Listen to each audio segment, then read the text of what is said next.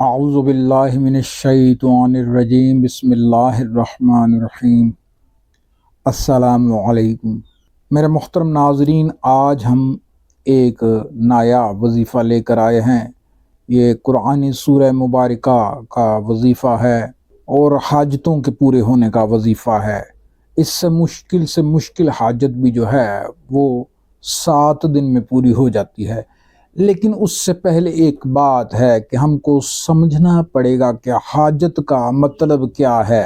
حاجت کا مطلب انسانی ضرورت ہے۔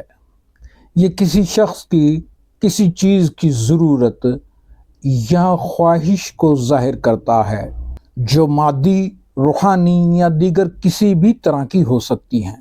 محترم ناظرین، ہم انسان اپنی خواہشات کے مطابق اپنی ضروریات کو پورا کرنے کی کوششوں میں مصروف رہتے ہیں۔ اس کے لیے بہت محنت کرتے ہیں، بلکہ دن رات محنت میں سرگرداں رہتے ہیں، لیکن ضروریات کو مکمل پورا نہیں کر پاتے۔ بعض کامیاب ترین لوگ جو دنیا میں موجود ہیں یا دنیا میں سے جا چکے ہیں، جن کے پاس دنیا کی تقریباً ہر سہولت موجود تھی یا ہے، وہ اپنی ضروریات کو کافی حد تک پورا کرنے میں کامیاب ہو جاتے ہیں۔ لیکن اگر ہم یہ کہیں کہ ہر انسان اپنی ہر خواہش، ہر ضرورت کو پورا کرنے میں 100% کامیاب ہے، تو یہ بات کسی طور پر بھی صحیح نہیں ہے۔ میرے محترم ناظرین، پیسے کا ہونا، گاڑی، بنگلہ، ان چیزوں کا ہونا، بزنس ایمپائرز کھڑے کرنا ہماری مادی دنیا میں کامیابی تو ہو سکتی ہے، اور یہ چیزیں بہت حد تک ہمارے ادھورے خوابوں کو بھی پورا کر دیتی ہیں، لیکن روحانی طور پر یقیناً بہت سے کامیاب ترین لوگ بھی غیر مطمئن ہوتے ہیں۔ اور اس کی وجہ کیا ہے؟ اس کی وجہ ہے زندگی میں ذکر الہی کا نہ ہونا اور نیکی کا نہ کرنا۔ مطلب جب انسان ذکر الہی کرتا ہے اور لوگوں کے کام آتا ہے، تو پھر اس کو وہ جو مسرت ہوتی ہے، اطمینان قلب ہوتا ہے، اصل چیز وہی ہوتی ہے۔ محترم ناظرین اور سامعین، آپ نے بہت سے امیر لوگوں کو دیکھا ہوگا، اور جو دنیا کے امیر ترین لوگ ہیں ان کی بایوگرافیز بھی پڑھی ہوں گی، تو آپ کو معلوم ہوگا کہ ان کی زندگی کے بہت سے امور میں وہ غیر مطمئن رہے۔ ان کی گھریلو زندگیوں میں بہت سے عجیب و غریب نشیب و فراز رہے، چاہے وہ کسی بھی مذہب سے تعلق رکھتے ہوں۔ ہمارا بات کرنے کا جو مقصد ہے، ہم نے اس پر فوکس رکھنا ہے۔ آپ کو وظیفہ بھی بتاؤں گا، ویڈیو کو آپ نے اسکپ نہیں کرنا۔ اور آپ نے یہ بھی دیکھا ہوگا کہ بہت سے غریب، محنت کش اور سفید پوش لوگ جو ہیں اطمینان کی زندگی گزارتے ہوئے آپ نے دیکھے ہوں گے۔ تو اس بے اطمینانی اور اطمینان کے درمیان بہت سی چیزیں کار فرما ہیں، بہت سے فیکٹرز ہیں، لیکن 2 فیکٹرز جو کامن ہیں اور وہ انتہائی اہم ہیں، وہ ہیں نیکی اور عبادت الہی کرنا اور نیکی کرنا۔ تو محترم ناظرین، ہم آج جو وظیفہ آپ کو بتانے جا رہے ہیں، اس میں آپ کو قلبی سکون بھی ملے گا اور آپ کی حاجت بھی پوری ہوگی۔ جب اللہ پاک نواز دے تو دوسرے انسانوں کا بھی سوچئے گا، ان کے لیے بھی حسب توفیق کچھ کیجیے گا، نیکی کے سلسلے کو جاری رکھیے گا، تاکہ آپ کو بھی قلبی تسکین حاصل ہو۔ اور یہ چھپا ہے ذکر الہی میں اور نیکی میں۔ تو لوگوں کے کام آنے میں، بھوکے کو کھانا کھلانے میں، صرف ایک بار ایک بھوکے کو کھانا کھلا کر چند لمحوں کے لیے آسمان کی طرف دیکھیے گا۔ ان چند لمحوں میں جو سکون قلب اور روح کو راحت حاصل ہوگی، مجھے یقین ہے کہ اس لذت کو آپ کبھی فراموش نہ کر پائیں گے، اور پھر وہ سلسلہ شروع ہو جائے گا کہ جہاں پر ہر حاجت ہر ضرورت ایسے پوری ہوگی کہ آپ سوچ بھی نہیں سکتے۔ انشاءاللہ اس پر مزید کسی ویڈیو میں بات کریں گے، کیونکہ مجھے خدشہ ہے، معذرت کے ساتھ کہہ رہا ہوں کہ کہیں آپ میری ان باتوں کی طوالت کی وجہ سے ویڈیو سکپ نہ کر دیں۔ تو آئیے آپ کو وظیفہ بتاتے ہیں۔ اس سے پہلے آپ سے گزارش ہے کہ اگر آپ نے ہمارے چینل کو ابھی تک سبسکرائب نہیں کیا تو چینل کو سبسکرائب کر لیں، ویڈیو کو لائک کر دیں اور بیل آئیکن کو پریس کر دیں تاکہ ہماری ہر آنے والی نئی ویڈیو کا نوٹیفیکیشن جو ہے وہ بر وقت آپ تک پہنچ جائے۔ تو میرے محترم ناظرین، یہ جو وظیفہ ہے یہ ہے سورہ مبارکہ علم نشرح کا۔ تو سب سے پہلے سورہ مبارکہ کی تلاوت برکت کے لیے میرے ساتھ کر لیں۔ بسم اللہ الرحمن الرحیم۔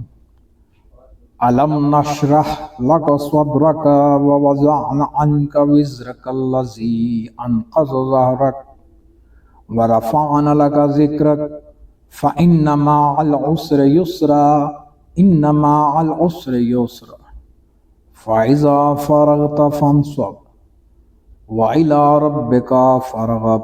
ماشاءاللہ، سبحان اللہ۔ تو آپ نے کرنا کیا ہے؟ آپ نے کرنا یہ ہے کہ میرے محترم ناظرین، روزانہ بعد نماز فجر، اگر فجر کے بعد نہیں پڑھ سکتے تو پھر نماز عشاء کے بعد اس وظیفہ کو آپ نے پڑھنا ہے۔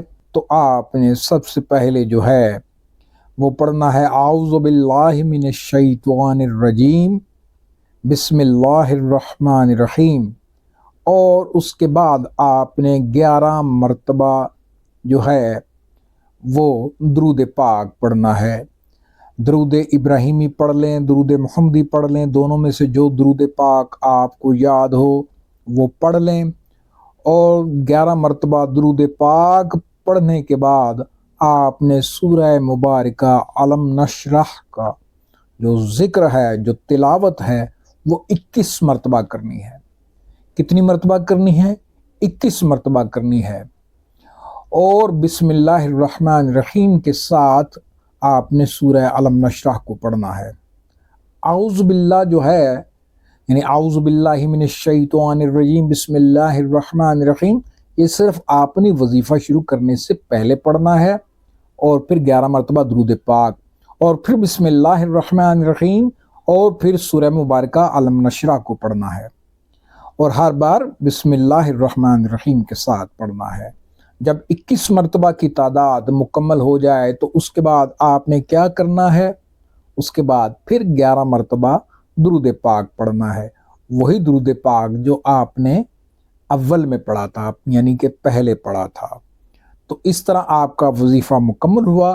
جیسے ہی وظیفہ مکمل ہو تو آپ نے اللہ کے حضور جو ہے خضوع و خشوع کے ساتھ، نہایت عجز و انکساری کے ساتھ اپنی وہ حاجت جو ہے وہ پیش کر دینی ہے۔ اس حاجت کی نیت آپ نے وظیفہ شروع کرنے سے پہلے ہی کر لینی ہے کہ میں یا اللہ اس کام کے لیے، اس حاجت کے لیے یہ وظیفہ پڑھ رہا ہوں، یہ دل میں کر لینی ہے نیت، کیونکہ وہ دلوں کے راز جو ہے وہ بہتر جانتا ہے، دلوں کے بھید بہتر جانتا ہے۔ تو میرے محترم ناظرین، اس وظیفہ کو آپ نے کتنے دن کرنا ہے؟ تو اس کی مدت ہے 7 دن۔